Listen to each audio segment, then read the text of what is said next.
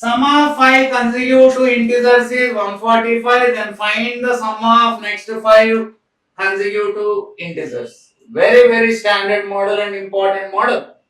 రెండు రకాలుగా మీకు నేర్పిస్తాను ఇది. 5 వరుస పూర్ణాంకాల మొత్తం 145. మొత్తం 145. అయితే తర్వాత 5 వరుస పూర్ణాంకాల మొత్తం అంటున్నాడు. సో ఇక్కడ సమ్ము 145 అయితే సగటు ఏమవుతుంది? 145/5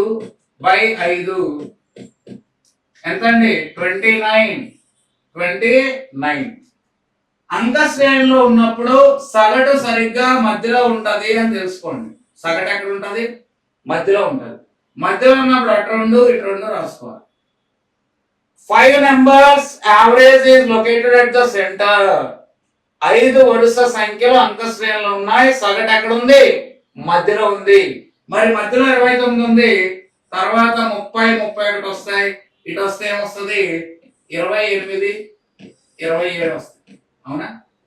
ఇప్పుడేమంటారంటే వాటి తర్వాత 5 వరుస సంఖ్యల సిరీస్ రాయమంటున్నాడు. వాటి తర్వాత 5 వరుస సంఖ్యలు ఏంటి?